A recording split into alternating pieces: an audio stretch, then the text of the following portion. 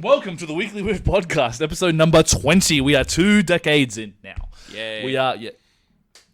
This is like a lot less impressive than the 10th one where we had like double digits and a whole bunch. Where are your party blowers, bro? Where are the fireworks? What's no, you don't have to. Don't get up and leave. Don't leave me here by myself. You don't have to do that. It's okay. It was a jest, it was a joke, but we are rolling. So thank you so very much for sticking with us for 20 podcasts. And if you're tuning in just for this episode, that's entirely fair and okay. But today we will be discussing a series that I am very fond of, that I got Shaun into, and Shaun was very fond of it too, and it's called Peaky Blinders. It's called Peaky Blinders, and it's a it is. Oh, it was a lot of running. You ran? Yeah. You can run? Yes, I'm going to be exhausted for the first 10 seconds. Alright, that's entirely fine. So, we're covering Peaky Blinders, season 1, and then Shaun just pulls this out and just goes, well, I saw the first 2 seasons, so we might be covering the second season as well. We are covering the second season? There's some things I would like to talk about the second season, so I'd say, like, kind of talk about them both. That's entirely fair. Can you pass me that shirt behind you? I'm going to put on my festive shirt. Oh, okay, yeah. Thank you, fine. This podcast is off to a great start. So, how's your week been, Shaun? My week. I had a bunch of things I was going to talk about with my week, but I've forgotten all of them mostly.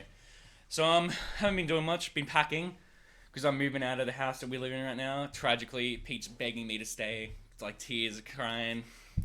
He's crying right now. He's trying to hold himself up. Everyone I love leaves me! Yeah, get used to it, buddy. But yeah, so packing up, that's been exhausting. But besides that, I've mainly, because I don't have my consoles anymore, so I'm not playing games right now.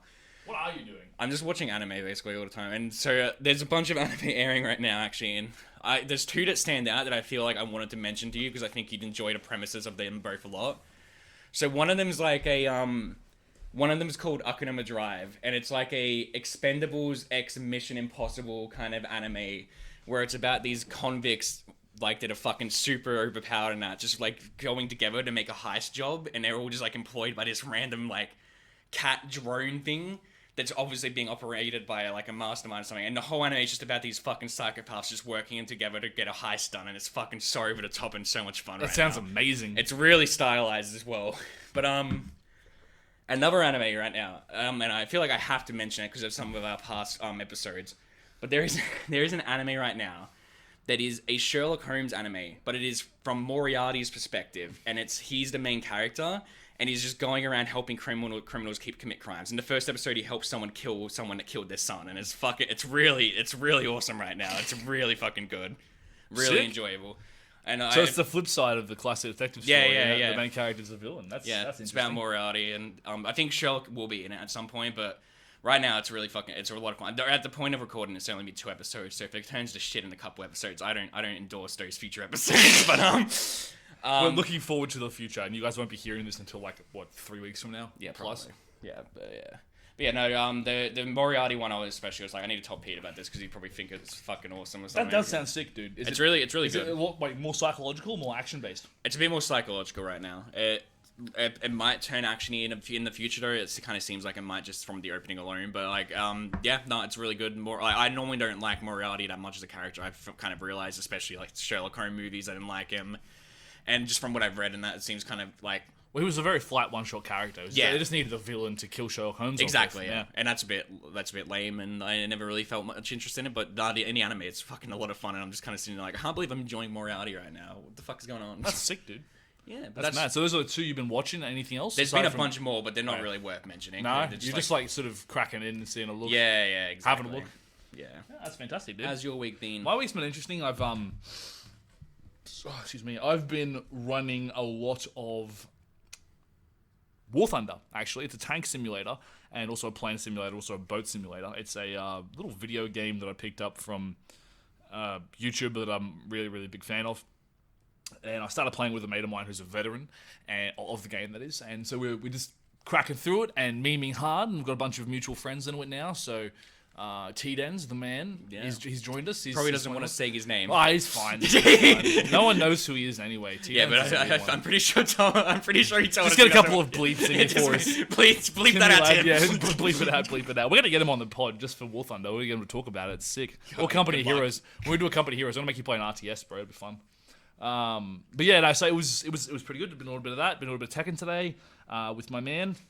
in the absolute bear, the absolute unit of a man who's a legend. Playing a bit of Tekken with him today, and I tweaked my knee, so I've been had a couple of days off work, just making sure that's all good because ligaments are bad things to injure. So I'm trying to make sure it's all clear before I get back into my work at the bleep location, doing the bleep things. Bleep things. Bleep things. Bleep So that is bleep. and I've been watching a bit of Peaky Blinders on the side, obviously.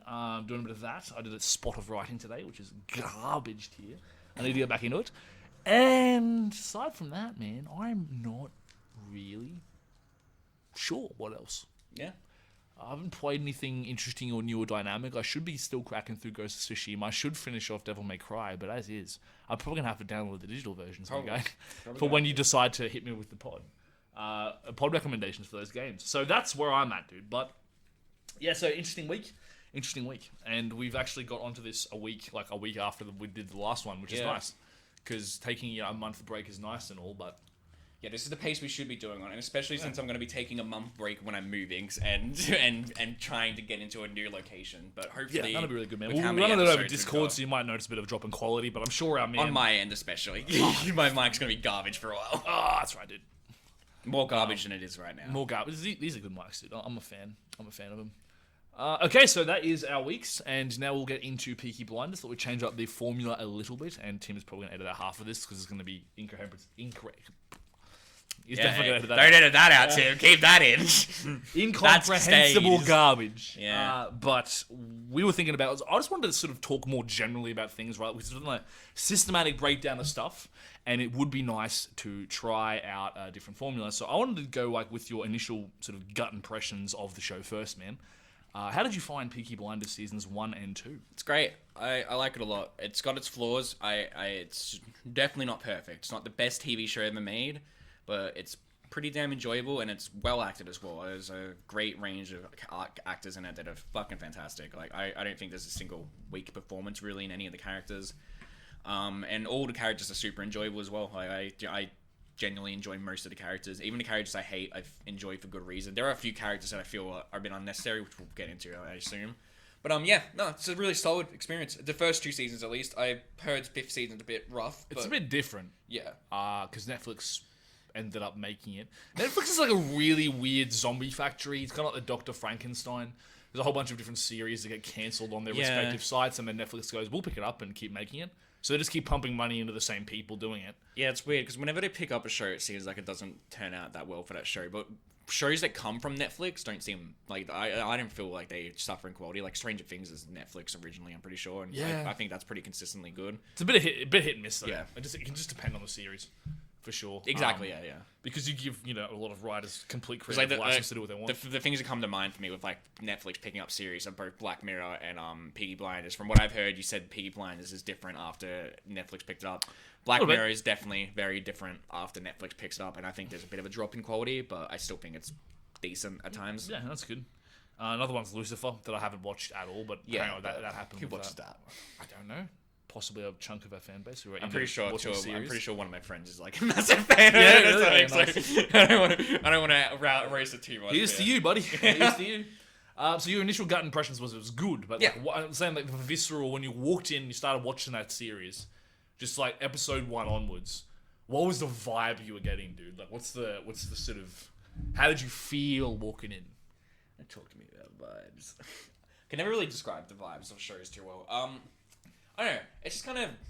It's grimy. It's a bit slow paced as well. There are some episodes where it does feel a bit too slow for my liking. I won't get a bit lost or I lose a bit of attention because of some episodes. But yeah, I don't know. It's just it's just kind of a grimy... It feels pretty filthy England at times, actually, in response to what you were saying in the Sherlock episode a while ago. But I don't know how else I'd describe it, really. It's just fun. I enjoyed it a fair bit. It's not too deep or anything either. There's not... there's a bit of depth to it. Its character is a bit of a complex kind of anti-hero. He's not really a good guy, at all. No, not at all. He still means well. You can... at least for the first 3 seasons, or at least from what I'm up to in episode 3, you can tell that he does actually care about people, and that they are kind of holding together, and I'm kind of expecting that the show's going to end with all of them dying, and he's going to be on his own with some dialogue that's said in the show, but... Yeah. It's an interesting show, and it's taken me a while to watch it, but I've always heard good things about it, and I've always wanted to watch it. But yeah, absolutely, man. It's my impression was always like, I started watching this with a bunch of mates, and I didn't even start with the first episode. I started with a couple in. You know when people are sitting around on a couch and stuff, and you sort of walk into the house and there's something on, and you're just sort of like, oh, okay, I don't know what this is. I'll sit down, have a crack at it. And I was just looking at it, going, this is the third episode that I saw of first season where he's doing the whole Cheltenham Races thing with Grace. Yeah. And they're like getting all that set up, and I just remember the cinematography of like him and Grace getting dressed weirdly, but you know how they had like all the light coming in and the way they like focus on the specific things, and he's getting dressed a certain way, you know, shaving and everything. She's doing, you know, doing her hair and everything else like that. You have these two different diametric characters who are kind of not interested in each other. There's a lot of tension between the two of them. And you're just sort of watching it all play out. And then when you get into that big scene where they're all dancing around and stuff like that, it's just everything felt incredibly well put together. Like there's this big over sort of arching shot when they're looking down at them stuff. And this is when I was hanging out a lot with my mate Ben, who's a mutual friend of ours and a big film buff. And he has some pretty good understanding of editing and camera work. And he was saying that it was, you know, he got me really focused in on shots and like presentation of different scenes and how everything looks. So every time I watch a movie now, I'm sort of starting to get that vibe. I can really look at it and go, this is an interesting camera angle to hold, as opposed to sort of like generic basic stuff. Or I don't even know what passes for generic, but you notice certain differences or certain attention to detail in this series. And I would say definitely for Peaky Blinders, attention to detail is fantastic. It's got a lot of detail put into it. Like, the set design's fantastic, the costumes are fantastic. There's, like you said, there's a lot of really good cinematography, like good kind of angling and kind of shot. Like you kind of get a lot from the characters just from the way scenes are shot as well. Yeah, lighting. Yeah, is another big one. Lighting and color is a really good one as well. There's heaps. There's heaps. The lighting in this show is a fascinating one for me as well, because you start off basically the whole first intro sequence is him riding down. So this is Tommy Shelby, the main character. It's set in 20s Birmingham, England. It's not 20s actually. Sorry, it's late 1919. So it's the year after the First World War, and he's riding down the street of Birmingham, Small Heath specifically, on the back of a horse, bareback, and this has some Chinese witch or something come up and do the powder trick. She's like on a the gypsy, horse. right, or something? No, she's like a Chinese fortune teller or something, and she comes up and blows magic smoke on this horse, and the horse sort of reels up, and it's very interestingly shot. It's very grey and blue and everything else. And then you move away from that, and then you go back into the bedding and everything else. You start to see where you start to get introduced to the characters quite organically, and you get a very good feel for all the main cast and what their personalities and what their places are in the Shelby family, but also in the world itself, in that they all are incredibly feared, they're all incredibly respected, they're all incredibly wealthy for that kind of section of the world, and they have a lot of clout, so to speak. They have a lot of energy and they'll have a lot of movement, and I really like that about one of my favorite touches to that show is that whenever like the Shelbys are walking around in the streets, they actually have the side actors and always tip their hats to them as they're walking past them, like even if they're not on focus or anything, but all the side actors always seem to like tip their hats, and I thought that was a really cool detail. It really shows like how known they are.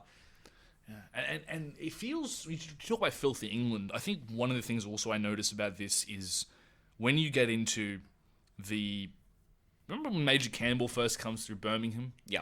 And there's all this crazy sort of, he's talking about the disgusting nature of the streets, and he's kind of a puritanical, you assume Protestant, very hard ass, really. He's just, I'm going to come in and clean up the town. And he had a lot of, it's a Fenians, so he had a lot of success in Ireland putting down rebellions quite messily, we're given to understand.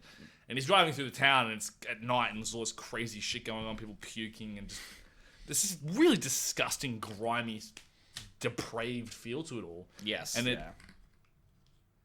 it changes, but it doesn't change. And as you go through Birmingham, and as you stay with it in the first season especially, but also in the second season, you always come back to that, and after a while it starts to feel like home because you see so much of it. Yeah, it does feel like, especially when they start going to London a lot as well. You feel a lot more comfortable, like in Birmingham or something. Whereas in London, you feel like Tommy might get shanked at any fucking given moment just because of what's his name, Siboni? Is it Siboni? Sabini, yes. And Alfie. Also Alfie Solomons. Yes, Tom Hardy. We should probably mention this has an incredible, this is an all-star cast for this. So we have Cillian Murphy in it. That's all you need. Shaun's boy. Cillian Murphy. It's fantastic. At the helm. It's fantastic.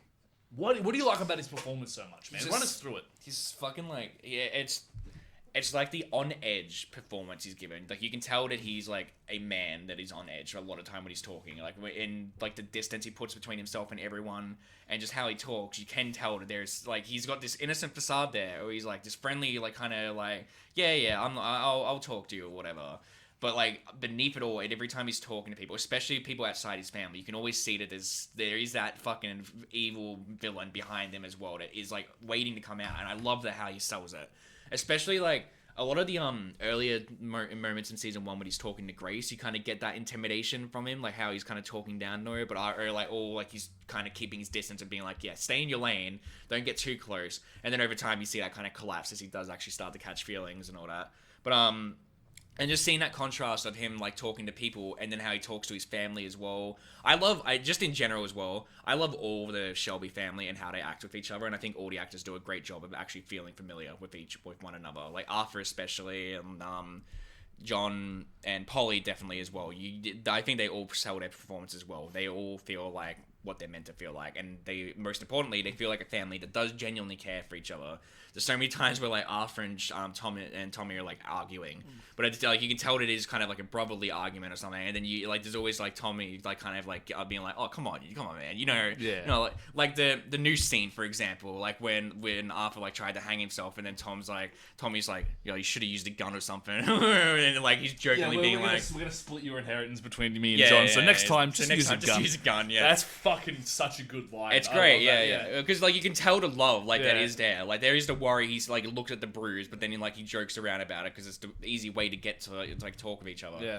I think Cillian Murphy does a fantastic job as the character. I think he's very charismatic. Like you know, and like but he's also feared. So you're like, you know why people love him and why they talk to him, but you also know why people are afraid of him and why people don't really want to go against him. There's that great line, I think it's in season 1, by the bartender who says that like, he was like, oh, you know, like everyone here is like should be afraid of you or something. But he's like, but you know, everyone wants you to win, even though you're like a scumbag or something. Yeah, and I think you're a bad man, but you're bad men, but you're our yeah, bad you're men. our bad men. Yeah, exactly. Yeah, and that's a great way of like putting up like describing the relationship with Tommy and his family and the people, and also like with Birmingham as a whole as well. And I think season 2 does a good job of exploring as well, especially through Arthur and kind of how fucked up Arthur is in like season 2. He goes off the rails, man. I love Arthur. I love his character too. I love him because he's off the rails basically, and he's just a tragic character, like in fucking just waiting to happen. But season 2 especially is really good for him. But season 1 he doesn't really do too much to stand out in my opinion. Arthur, besides kind of be the elder brother that's got a temper problem.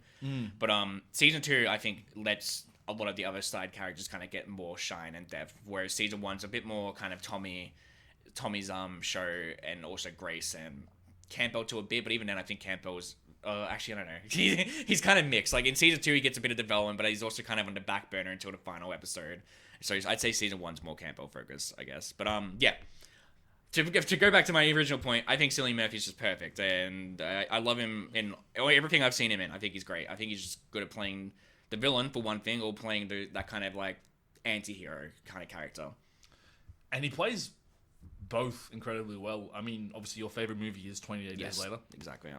And he does a fantastic job in that as a young, unassuming cyclist type guy. And then he like got in 28 Days Later. Yeah. What is it? Yeah, he's like a carrier. He's just like a bicycle courier or something. Yeah, I think. That's right. And then he wakes up in the apocalypse and sort of goes through this crazy transformation where he becomes a survivor, but also gives a shit about people around him, and he kind of coat himself up to look like one of the undead, and then goes absolutely ape shit on the fucking complex. Really That's great. Such a sick scene, all the lighting, fantastic everything. Movie. It's awesome, and he's really good at subtle emotions. That's the other thing. Yep. You see him in Batman Begins as a scarecrow. He's there. He's a very compelling, very terrifying villain because he's able to. There's this switch he can just flip. It's like sort of reasonable, friendly, whatever else, and then really good at giving you this impression that the facade can slip at any moment, snap, and then he will just go nuts. Yep. Isn't that? He's in Time as the villain. I know that much, but that movie is so I don't remember anything about In Time. Yeah, I don't remember anything. The fact that you just said he's in that movie is fucking stunning to me, because I do not remember. You don't remember it? No. He's the villain in it. He's the villain. Jeez. He's in something else, I think, as well. He's in a lot of movies. I think he stopped playing Oh yeah, no, He's that's straight what up- I was gonna say. He's gonna be in like the next A Quiet Place, right? Isn't he? Like, I wouldn't know. I'll check that right now. No, I it's think totally it fine. is. Because I think he everyone said was saying he was gonna be the villain. I remember reading somewhere that Cillian Murphy was stopped being interested in playing villain characters because he was afraid of being typecast as a villain in every single film he's in. Yes. And he took this on because it allowed him to play with both the antagonist and the protagonist at the same time.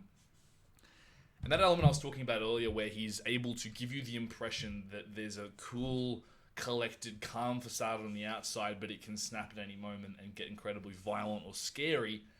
He pulls that off so well in this show. In the first season, we get an example of the savagery this man is capable of with the Lees. Remember when they're talking shit about his mother, and then they all just snap and start a fight. They get the caps off and start ripping into him. And there's like crazy, weird music playing over the top. It's all in slow mo. And there's like close ups of their face and stuff.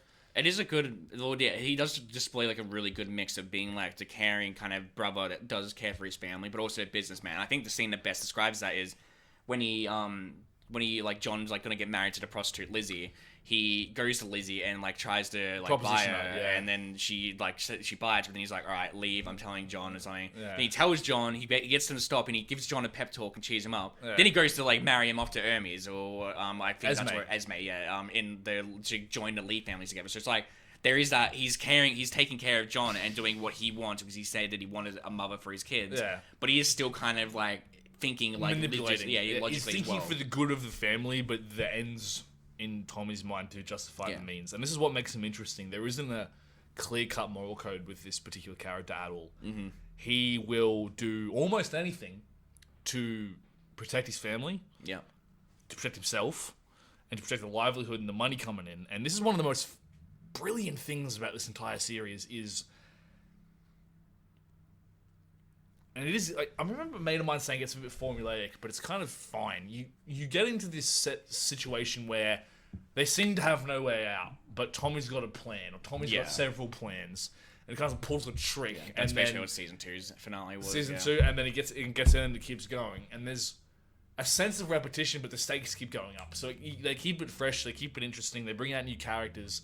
And the other thing they do really well is they give side characters a lot more time to shine. So in the case of season 2, Arthur gets more screen time to be able to sit there and develop his character.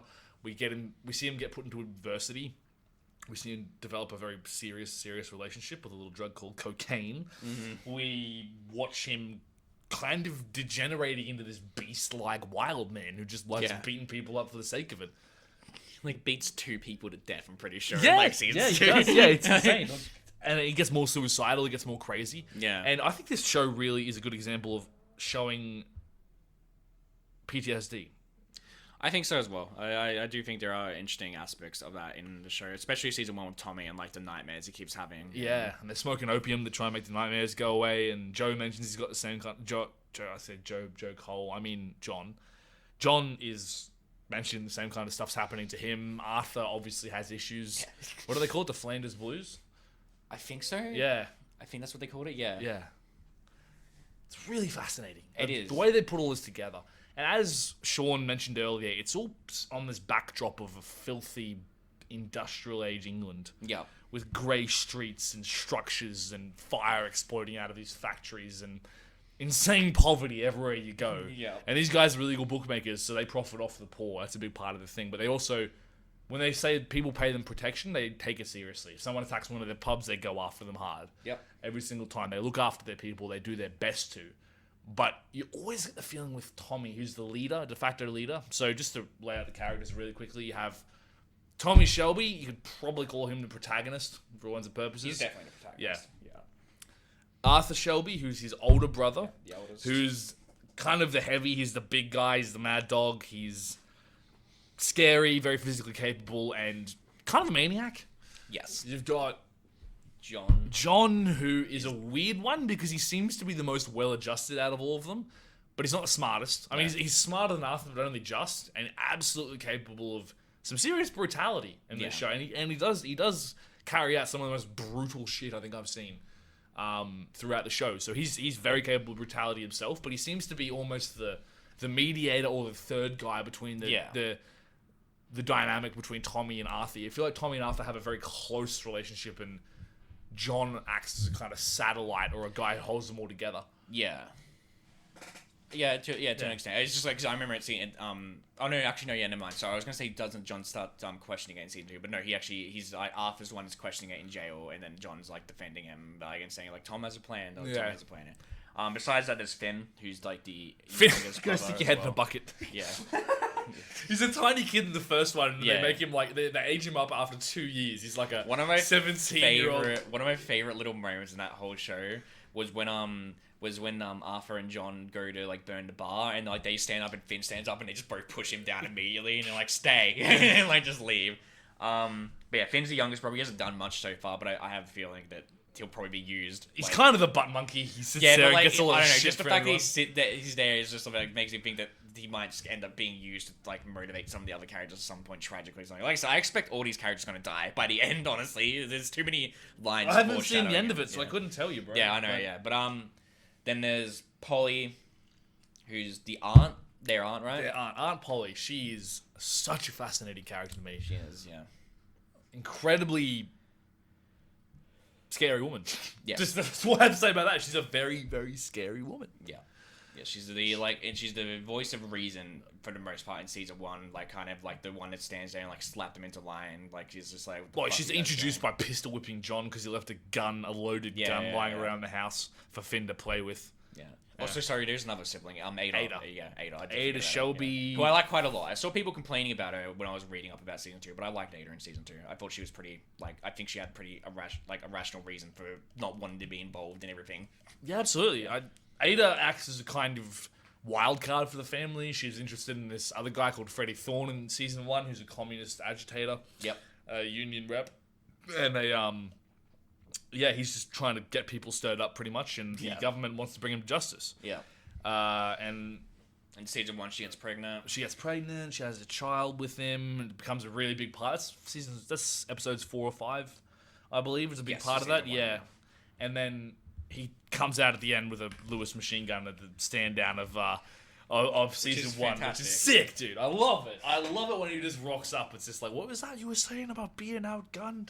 Yeah, no, that's pretty good. That's pretty good. The amount of the whole like build up to that scene is fantastic. Like them just walking down the face off against Billy Kimber is great. Bruh, like you walk in, just this. They have this tendency to play this crazy music. I don't know where this music is. I don't even know how to describe this music. What is it, like folksy, bluesy, kind of like folk rock style music that apparently Cillian Murphy had a problem with, but then they sort of rolled it in and he got used to it. I could kind of get why he would have a problem with it, because there are some songs that I was kind of like, this feels a bit weirdly placed in like this setting or something, but by the end of it I was like, no, I think it's fine. But I can see why you would have a problem with it, like going in and being like, is that going to work? But yeah. I think it does work. They use it well. They're just, this is crazy music playing, it's folksy, bluesy, rock sort of stuff, and then you've just got all the Shelbys, except Polly, obviously, and then all the gang behind them. They're just like power walking slow motion down the street, and their coats are flapping, and they're all carrying rifles and shit. And then on the other end, you got Billy Kimber, who's the racetrack boss from the first season, who's just an absolute dick. Yeah. And he's got like an army of guys coming the other way, and this is just amazing standoff. And Ada Shelby gets her chops for wheeling a pram. Yeah, between two lines of people armed with a lot of weaponry. I'm not too. I don't really. I think that's a bit goofy. Like what Ada says there, it's kind of like, yeah, that might mean something to the Shelbys, but it doesn't really mean anything to the Kimbers, who like, or to Billy Kimber, or who's like they're fighting against. So it feels a bit dumb that she does that. But I don't think the way that shootout ends is bad either. Like I think shooting Billy and then like just being like, all right, your boss is dead. Fuck off. Like there's no reason to keep going. It's like, yeah, makes sense. Why should they keep going? They lose Danny Whizbang though. Which is dumb as well, in my opinion, because I think Danny Whizbang's character doesn't really do anything in season 1, and they kind of build him up after episode 1. Like they're like, "Oh, you're a Shelby now," but then, or you're a Peaky Blinder. Yeah, or you're a Peaky Blinder. Yeah, and then he just dies later on in the season. So I didn't really like that either. I thought Danny's character was a bit wasted, but it is what it is. I do think the rest of that shootout is good though. Like I just think that Danny dying and not really doing anything after being kind of built up a bit in episode 1 is kind of like, just doesn't sit right. Yeah. But, what were we talking about? I was just talking about the actors' portrayals and the characters. We sort of moved along a kind of organic train of thought here, I think. But yeah, that was more or less my first impressions. I was asking about first impressions of the show and what you like about Cillian Murphy, your boy. Yes. So he's quite decent. Cillian Murphy. So what don't you like about it, man? Run me through it. Run me through what you don't like about it. So I think for the most part, there's just a bunch of story beats that kind of get a bit much. Something. I think the main thing with season 1 that sticks out for me is I very much do not like its cliffhanger. I actually kind of really hate the cliffhanger that it has at the end of season 1, and what it ends up meaning in season 2 is just really stupid. We're gonna talk season 2 a bit, right? Like, sure, yeah. Yeah, okay, cool. Yeah, so at the end of season 1, it ends with like Campbell fucking pulling a gun on Grace, and like I also there are things with Grace I disagree with as well, but I'll get to that in a second. But So Campbell pulls a gun on Grace because Campbell has he's fallen in love with Grace, and Campbell and Grace are obviously operatives trying to get Shelby, or like, what are they're trying to get the guns, that's right. They're trying to get the guns, and Campbell's placed Grace in Shelby's side, he's using Grace to kind of get information on Shelby and the guns. Grace becomes a barmaid and obviously gets close to Shelby, they fall in love, and yada yada yada. You don't like that relationship? I think it's fine because I think more time passed in that show than it seems. So I don't assume that they were only there for a week. I assume there was a few months in season 1 where they were kind of worked together. So I can believe that because Grace acts in such an outlandish way with regards to Tommy, that he would be interested in her. So I can believe that. And I think Tom growing a heart and having a conscience and saving Grace from the Billy Kimber kind of raping her or whatever, that is believable, and I can also believe that Grace will start to like him a bit after that. So I don't think the relationship is bad. I do think that maybe I don't know, it's just I'm kind of indifferent towards it. It's not really a matter of their chemistry is bad or anything. I just kind of probably maybe would have preferred more time or something. But either way, Campbell falls looking for a slower burn in an already pretty slow burn show. Yeah, well, it's not too slow, but Campbell falls in love with Grace, and it's really creepy. But I think it isn't a bullshit thing that comes out of nowhere. I saw some people when I was looking through discussion threads saying that they didn't really buy Campbell falling in love with her. You really go into dank corners of the internet. I know, because I'm just interested in seeing what people think of stuff most of the time. But I saw that and I was like, you're a braver man than me, man. I need a hazmat suit and a fucking everything to get in. But on that, I think it's completely obvious that Campbell likes her or something. It's very obvious that he has this kind of superior weird, there's something weird going on. He's always kind of pulling her close. Shit, He's kind of pulling her close and always sticking near her, and the way he talks to her is she's his object or something. Yeah, so it's not out of nowhere in my opinion. That's probably one of the reasons you get a really slimy feeling for Campbell straight up for obvious reasons. But he's not a nice guy. He's not pleasant. He's a bastard. Yeah, you think he's just a scumbag. But and then there's a great scene actually. A scene that stood out to me is when he's having sex with the Asian prostitute or something, and it keeps cutting back. It's it's cutting back to him and to Grace reading a letter she got from Campbell, where Campbell was kind of just dismissing her entirely, calling her like a whore, basically, something, saying you're a disgrace to your father, and he's like, you're a failure as a human. And it's cutting to him fucking this young Asian prostitute, and it's just you're pathetic, dude. And it's a great scene that kind of shows how far he's fallen and how Grace is kind of actually above him at this point. But there is one thing I will point out about that scene, because I kind of stood out to me as being really dumb, is when Grace gets the letter, the police says whore, and then walks off, and it's kind of it's a bit dumb. It's just a bit it's a bit kind of goofy and out of place in my opinion. But back to the cliffhanger, because I do want to get to the point. So Campbell, in a fit of rage and basically having lost everything, he just goes to shoot Grace, and then the season ends with a gunshot being heard and it cuts to black. And season 2 opens with it being revealed that Grace shot him because she had a gun in her purse. And then Campbell was lying on the ground. Then 10 minutes later, he's back with a cane, and he's the villain for season 2. And I personally think that I don't really like cheap cliffhangers for shows, especially cheap cliffhangers that end up having no importance later on, because really that scene means nothing later on. It just means that Campbell's got a limp. He didn't die or anything. No one was going to die, and they built it up like someone was going to die. You can imagine, just play devil's advocate here for a second, you could imagine watching that entire first 6 episodes of the series, ending on that, and then having to wait a year plus for but that's what I mean. I think that's bad. I think I don't like cliffhangers that end on I don't like end of season cliffhangers they have like a whole year in between, and then when you get to it, it doesn't even really matter or something. It's like 2 years in the future for the next season. Yeah. Also, I just wanted to say, I personally think that season, that cliffhanger probably would have been a bit better received by me if it did actually show Grace like pulling like a gun as well or something. So you know that like one of them, like both of them, have a chance of getting shot or something, rather than just kind of being like, oh, bet you didn't expect Grace to pull a gun on him or something. Yeah. And even if it showed her shooting Campbell in the leg and ended on that, I still think that's fine because there's reason to believe he's not dead after getting shot in the leg. Because when I saw where he was shot, I was like, oh, you're probably not dead. You'll come back, and he comes back with a limp. But I just think that I don't like that kind of cheap like way of ending seasons, like on this kind of what happened, and then like next season's like it wasn't really that important in the end. And I think season 2's cliffhanger is a lot better, where it ends with like Shelby leaning back and he's like, I'm getting married or something, and then season 3 starts with the marriage. I think that's a lot better structured.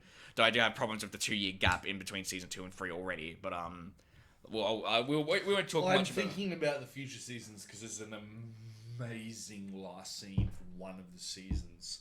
Yeah, I'm sure that I don't think that the show will be bad if it's cliffhangers or something. It's just season 1 was a very like, it's kind of what I dislike a lot in like cliffhangers for shows. Like it was end of seasons, and I just wanted to point it out. But yes. I'm really grateful that we have Netflix, so we can just go. Yeah. Season 2, episode 1. Yeah. Now I got to find out what happens instead of having to go actually watching on TV and then go, I have to wait an entire year for the next season to come out.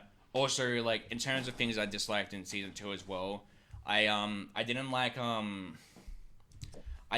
that horse, like the horse trainer girl that he was. May? Yeah, May. Yeah, I thought that was a bit lackluster. Really, it didn't like it. Kind of just felt really badly like kind of written or something. And I think Grace comes in a bit too late into season 2 as well. Absolutely. I will back you on that one, dude. Yeah. I think that she sort of gets introduced at the later stage and kind of like, oh yeah, she's back, I guess. Because like I have no emotional connection to you. You haven't been in the season at all. I think like at the very least she should have been shown off like maybe episode 2 or 3, and then like she should have had that scene where she goes to meet Tommy a lot earlier into the season, rather than I think it's episode 5, and it's like at the end of the episode where it happens. Yeah, you've only got really because I think I think her coming and saying that she's pregnant in episode 6 is actually pretty great, and I think it's a good moment because Tommy's kind of in a world of like fucking pain right now, where he's like everything's on edge and everything could go wrong at 1 second. And he gets that thrown at him. He's like, "Fuck, I have a family or a future I have to worry about now." Or something. I think that's great for him. But I just think Grace should have been introduced earlier. And if they were gonna have May as a character, maybe do something better with her or something, or not have her just kind of be like just this kind of side fling that happens. I don't know if she comes back later. I kind of assume I would hope she would, just so it doesn't feel completely wasted. But at the same time, I wouldn't be surprised if she doesn't come back later. All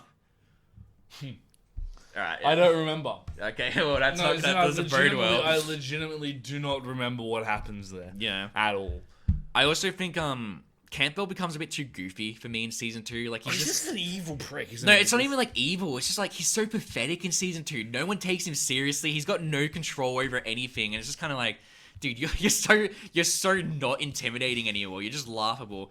And I think that's I think it's really good that they killed him off at the end of season 2, or at least I'm fucking hoping they did, and he doesn't come back again. But he got shot in the heart, so if he came back again, it'd be fucking ridiculous. But he did. He did for sure. Good. Because even in the last episode, I was thinking Campbell has been fine and he's been fun like for what he is right now. But if he's in any future seasons, he's gonna start to get really fuck that guy right off. Yeah, and I think the way he dies is fucking satisfying as hell. Polly coming in, Polly knocks him up. Yeah, knocks him out. Yeah, because like the whole having sex with him to free Michael, who is Polly's son, who comes in season 2, who. I'm very interested in how that character's gonna go because he seems to be getting too into it right now. Yeah, Michael. The latest Shelby that comes in after season 2, right? Yeah. His whole development from innocent parish adopted boy to a Shelby. Yeah. I'm very interested in what he'll be like going forward because it seems I feel like he's getting too into the role or something and like into his new place in the family, so it's very. Season 3 is an absolute clusterfuck from what I remember, so you're gonna really enjoy it. Nice. Should be fun. Okay, I have to ask another one because this is important. How do you feel about Alfie Solomons as a character? I love Alfie, but he was very minor in season 2, so I haven't had much to see him in. Yeah. But he's really fucking funny. Like, just like some of his dialogue is great. Also, episode 6, that scene with Tommy and Alfie and like the whole bomb thing, like Tommy saying that he set up a bomb in like the place and that he. Is that episode 6? Is it? Yeah. So see, it's in the season finale for season. Really? Yeah. Oh, okay, shit. Yeah, that scene is fucking fantastic. Like, them just sitting there and then the guy being like, "Alfie, you set up a bomb." I know he did. And Alfie's like, "Shut the fuck up." Go sit in the little boy corner. Yeah, absolutely. Fantastic, dude. I love it. He's great. He turns up. I think he turns up a bit more. They love him in this show. I'm glad because he keeps turning up everywhere. The scene of him and Sabini in like season 2, where like he's like, the Peaky Blinders are out of control. He's like, yeah, the Peaky Blinders are out of control. Yeah. Just the way he talks, I fucking love it. He always sounds so sarcastic and dismissive of everyone around him. This is a matter of course. There's the where he fucking beats someone. Like, absolutely. Like, we make the white bread and we make the brown bread. Yeah. Like, he's gonna wake up. He's gonna remember your joke. I might not have many teeth left. Yeah, he's great. I love him, and I do hope he gets more time to shine. Because between him and Sabini, I was way more interested in Alfie's character than I was. Absolutely, man. Sabini's just a piece of shit. Yeah, exactly. Doesn't turn up. Although it do be interesting in season. I'm sure that it will be interesting. I like the scene where the Shelbys go to Sabini's like bar, place or something, and like in the second season. Yeah. Oh, they start beating the shit out of everybody. Yeah. Pour some ice on them. Yeah. I fucking love that. So Arthur's like screams like, "Where the Shelbys?" Yeah. By order of the Peaky fucking Blinders. It's real good. I love it. I like how season 2 kind of focuses more on the negative impacts the Shelbys have on the people outside their family. So like season 2 has like, so Arthur kills a kid in a fight and like his mum shows up to the bar and like pulls a gun on him. That's right, I remember that scene. That's fantastic. So tense too. Hands shaking and everything, and then she ends up letting off a shot and breaks a bottle. Like, you're gonna shoot in the head or something. Yeah, that's where all the trouble is. Yeah. And then even in that season, well, there's like the kid that they put in jail to like kind of like I don't know. I don't People know. Taking a fall, getting a rap. Yeah, exactly. And what's then that for again? What are they doing it for? I can't remember, but in season 2 they do that, and then he gets killed. And, absolutely. And Arthur. Who's get killed by? Is it the Fenians? Is it the Irish? Or is it the? It's Sabini, I'm pretty sure. Like, the Italians. Sure. Yeah. But so yeah, and then like in the next episode, it starts with like the funeral, where like for the kid, and Arthur's like not Arthur. Tommy's like going up to the mum, and like they're like it's all silent, and they're yelling at him. And I think season 2 really does a good job of showing how they influence like those around it. Even like Michael, really, and like how he's like outside of the family and how he comes into it. It still kind of shows a little bit of like the corruption that they're doing to people that come into them as well. It's a dangerous lifestyle. Yeah. Ada is getting affected by it as well in season 2. She almost gets attacked, and there's a fucking great scene actually. Like one of the episodes starts with Ada being rescued from the car, and then someone's like, "It's alright, Miss Shelby. Your brother sent us." Then she kicks him in the nuts. She's like, "I'm not a fucking Shelby." And then just like, I'm pretty sure the opening starts playing. Like that's fucking great. Yeah. I love Ada. I think she's great. I think it's totally justifiable that she wants something to do. That reminds me of something new. I think it's real. I understand it can't be helped, but I will always complain about it. Freddy being killed off screen is pretty bad, like in my opinion. By Scarlet Fever. Yeah. That's pretty lame that like a character like that got. You probably just want to get written out of the show, man. No, I know. I know that the actor apparently the actor wanted to do like other things after that or something, and that's there's nothing you can do to help it, but it's still gonna like it still impacts on the story a bit, where it's kind of like you start season 2 and you're like, oh really? He's gone. That's a bit lame or something. And I know it can't be helped, but it's still something I'm going to criticize because it's unfortunate. I do agree that they do write around it pretty well, and that Ada's character is interesting because of it, but it is still a bit lame that like it happens like that. Want to know something interesting? What? The same guy that plays Colonel Sebastian Moran in the second Sherlock Holmes film, The Sniper. Remember him? Yeah, I think so. Arthur Shelby. Okay. Same actor. Damn. Also in Legend, I believe, as one of the mooks of Tom Hardy playing himself twice. Same dude. Has his pension for playing these English gangsters with like really short back and sides and a long over the top who are violent as shit. Anyway, just an interesting side note that I remembered. But that actor is really decent. They're all really good, man. Yeah. So this is seasons 1 and 2. I also some of my favorite scenes in the show, actually, just before we like kind of like go any further as well, just while it's on my mind. Absolutely, run it. I always love the family meetings and how they work. Like, just like they're like after like being like, all right, I'm calling a family meeting, and everyone's showing. Everyone's up. just like again. Yeah, and like the way to talk about it. Like Esme as well. Like there's a scene where she's sitting there like watching over, and then she like, comes in and it's like, oh, in my opinion or something. Like and she warns them about like going to war with London or something. I think yeah, I like I said, I think I've said it enough in this episode, but I really love the family dynamic and how they work with it, and I'll be very interested to see how it works with going forward with like Grace's new connection in season 3, because Polly very much does not like Grace, so I'm interested. No, she does not. Yeah. No, she does not at all. There's not that like I don't want to talk about so much like in season 3, obviously, with how it starts, but there's a scene that stands out to me, like at the start, like around the start of the episode when like Tom is like calling a meeting in like the basement, is all the Shelby's just showing up. That's such a meme. Yeah, and then like they all show up and he's just like, I want no fucking fighting, and he's just like basically lecturing them all. He's like, you don't fight, you don't fight, you. no telling fortunes, no stealing for money, no stealing the hubcaps off their cars, it's no cocaine. Fucking great. I love it, absolutely love it. It's so good. And you can just see Tom's like on just, edge. Just, despite the provocation from the cavalry, no fighting. And then like the scene ends with like a waiter bumping into him. He's just like, it's fucking and then it's funny because like right at the end of it, do you remember during the wedding they're sitting there, there's like two guys punching on with their shirts off, one of the cavalry guys and one of the gypsy boys just punching on everyone's betting on it and shit. It's like no one paid attention. It's great. It's amazing, dude. Yeah, I think the show's got a lot of energy to it as well. Like there's just like it's real fun. Like it's a really fun show. We haven't even talked about it actually, but and sorry, this is completely unrelated. But I really love how they implement the opening into the show and like the opening song. Like, talk to me about it. Yeah, so like obviously each episode they've got an opening theme. I don't know what it's called. You probably know what it's called, right? Red Right Hand by Nick Cave and the Bad Seeds. I figured you did. It's a fantastic song for one thing, like great song. But each episode kind of like most of the time each episode starts with it. Sometimes they have another song in place of it. And no, they have covers of the same song. Oh, do they? I thought one episode had a different song, but it might do, but usually not. Okay, I could be wrong. I could be completely wrong on this. Either way, it's really... I know that they do progressively different covers of the same tune as they go along through the series. Yeah. But yeah, most of the time it starts that, and it's just kind of like them walking, or like sometimes just like a really cool like little intro walk scene or something. There's some really cool moments where they play kind of a more distorted version of it, like when things are kind of fucked up or something. I just think they use the opening great.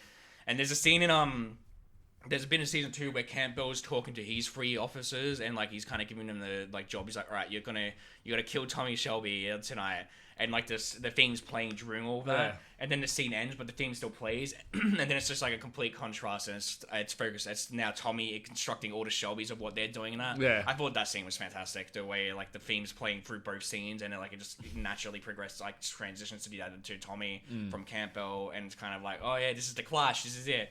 Even in that season episode, Tommy has like the pretty great line where he's like, by the end of this day, will you, me or you, or one of us will be dead or something. And then, and obviously at the end of the episode, Campbell's dead and Tommy's survived. And for a moment there at the end of season 2, I was sitting there like, I know they're not going to kill him off in season 2, but how the fuck is he getting out of this situation? Because he's like got like a gun to his head, a grave behind him, and then Churchill was like, oh, that is in season 2, right? Yeah, that was what I was going to talk about. I thought it was season 3. Nah, season That 3. is such a sick ending to the series. I fucking love that so much. And that whole thing where I talk about like in the bleak midwinter. He always says that line before someone who was with him in France or with him in the war dies or about to die or is apparently about to die in the bleak midwinter. Yeah. And that is such a fantastic piece of acting on Cillian Murphy's part, and he's able to project that whole. I almost had it. Yeah, I almost had it. And you'll see that you're feeling it, man. It's in your bowels. Yeah, you can feel it's moving. It's like, and then after it's all done as well, like after like he's out of it, like he's just running off, then he falls over and he just screams like he's just like fuck. So good. Yeah, dude, I love it. I absolutely love it. It is fantastic. Yeah, no. And really I have nothing but love for the first 2 seasons of this. It keeps going. I remember you said you felt season 4 would have been a perfect ending, right? Yes, I do think that. But that's just me, and I will keep watching it. I don't give a fuck. Like when they bring out season 6, I'm gonna watch it. I will not apologize for that fact. What's interesting with me, man, is you know me. I'm explosions, martial arts, fights kind of guy.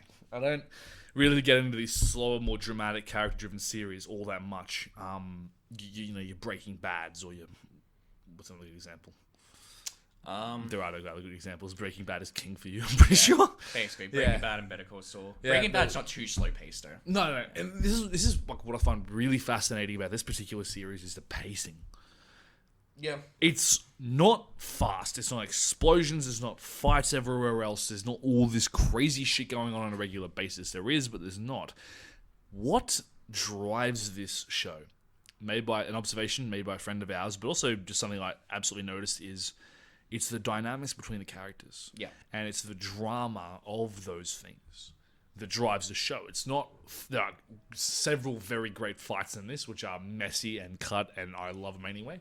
The music's fantastic. The presentation is fantastic. The character writing, as we've established, very good. The acting, top-notch. Yeah. Would you not expect anything less of British actors? Very good British actors, might add. British and Irish. Accents are on point as well, by the way. That is like the Brommy Birmingham accent they're all speaking in. Funny story... The younger, Finn? Yep. Finn's younger actor, he instructed everyone else on how to do the proper Oh, Brummy did accent. he really? Yeah. That's so cute. He was like, and the other thing too is like, this is the casting agency. You could believe a lot of these guys are brothers. Yeah. They have similar facial structure. Like, there's a lot of that going on. Yeah. But just to get back to my earlier point, there is just superb amount of character acting and story writing in such a way that you never feel bored in this show. I didn't feel bored at all. And there's, again, in a 12-year-old, there needs to be an explosion X amount of times. This is why I love stuff like The Expendables. I think, out of myself as a shit action movie enjoyer, but I do. And when you set up all these different plot threads, when you have all these different character interactions, when you have all these different agendas rolling in and of themselves, it is superb, and it keeps the whole thing rolling through. And it doesn't matter how many episodes there are, it doesn't matter how many series you are, for what series there are of it, or seasons rather, episodes and then seasons.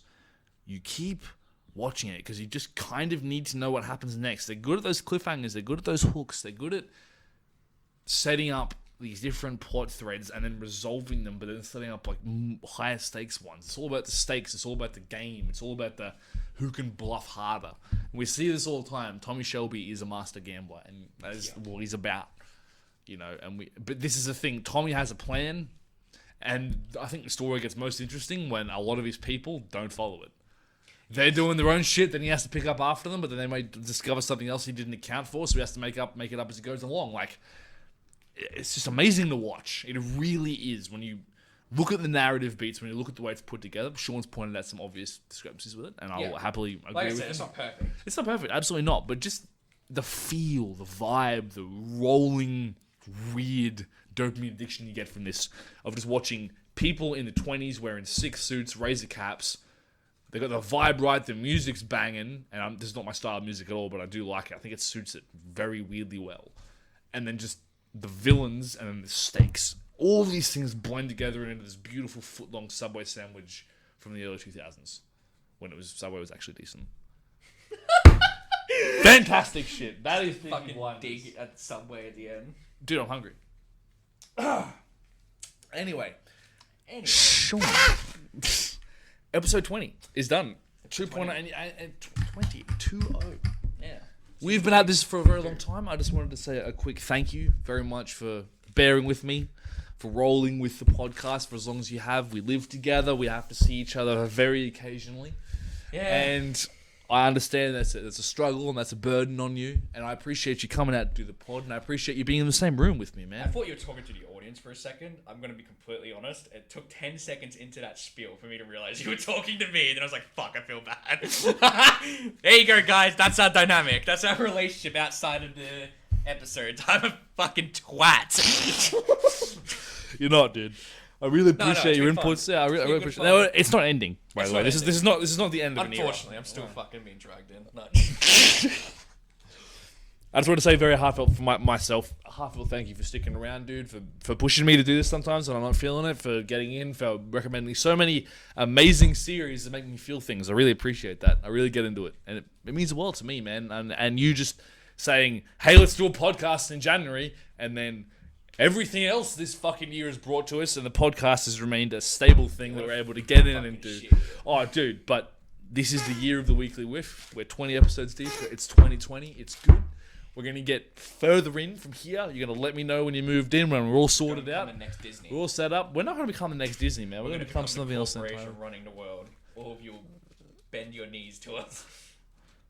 Shaun can take up position of God Emperor. I don't want it, but... I don't want to be God Emperor either. We'll get someone to stand in for us. They can run the world while we just make the podcast. Get paid all kinds of dollars for it. That'd be a dream. But thank you very much for hanging out, dude. I really do appreciate it. And I wish you all the luck and best of luck and well wishes on your travels.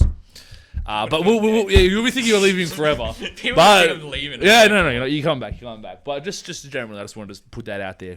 It's a heartfelt brother-to-brother thing. Well, thank you. Most welcome, sir. And now you get to fucking light me up with your next recommendation, dude. So, I'll be completely honest. I kept going back and forth on things I wanted to recommend, and I'm still kind of going back and forth. And I think I want to recommend one thing, but I also want to recommend something else. And I think I'm going to go with something else. So, unfortunately for you, I personally think that for this show that I'm going to recommend, the best way to talk about it is if we talk about both seasons that are out right now. And there's 12 episodes each, and it's an anime, so it's 20-minute episodes, so it won't be too long. We're going to talk about what is actually probably my favorite ongoing manga right now and ongoing anime. We're going to talk about a rom-com, which is pretty fucking wild for this. And this is why I want to talk about it, because we haven't talked about rom-coms yet. And I think there's a discussion to be had about this genre. We're going to be talking about a show that I quite frankly just adore to pieces and I think is a masterpiece. And it's called Kaguya-sama Love is War. And it is a fantastic, hilarious show in my opinion. I've talked to Peter about this in the past. It's fun. I think it's fucking hilarious. So either you'll watch this and think it's lame and you'll criticize my comedic taste for next episode. But I personally think there's a lot of really interesting stuff that's in there as well from a writing standpoint. And I'm interested to see what you'll think of it. Are we doing the manga or are we doing the anime? Anime. We're gonna anime. Right. It'll be easier for you to get through. Like I love the manga. I think it's a masterpiece, but to get to the stuff that I want to talk about, where I think the show starts to shine the most, it takes a fair bit to get into. But how much? Like the anime's like we're watching the anime. Like, okay, right, watching. Yeah, and I don't have books to lend you right now either, so. That's cool, man. I can find it. It can be sourced. We'll talk about the anime. Yeah, absolutely, fantastic. Yeah, dude. Yeah. And we have art direction and everything else there as well, and moving pictures and animation specifically. It'll be interesting to see because this will go either one of two ways. Pete will like it, or he'll be like, "Shaun, you have shit taste in comedy," and I'll be like, "I'm sorry." I think his taste in comedy is pretty good. It's just a little spicy for my liking sometimes. This isn't dark, by the way. This is pretty light. No, I assumed it would be. I'm very interested. I'm very interested. This is a nice twist. It's a nice little change. And like I said, I think there is a genuine discussion to be had about the rom-com genre as well. Absolutely, man. We've talked about dramas or kind of like romances, like Your Name, even Girl Every Time. We haven't talked about something that is designed to genuinely make you laugh, though. It is kind of meant to be funny. Though there are sad moments in this show as well, and I'm interested to see what you'll think of that. Sad moments, he says. Yeah. This is a man who's been systematically trying to break my heart with media for the last year. Yeah. Bro, I'm keen. That's episode number 23, dude. Yeah, exactly. So I'm hitting you twice. Please help. One for episode 22. All right. Thank you very much for your patronage, for your continued support and listening, and leave a like and a comment behind if you're sad that Shaun is moving out of my house. Thank you very much, and we'll catch you on the next one. You're happy. Who would be happy about that?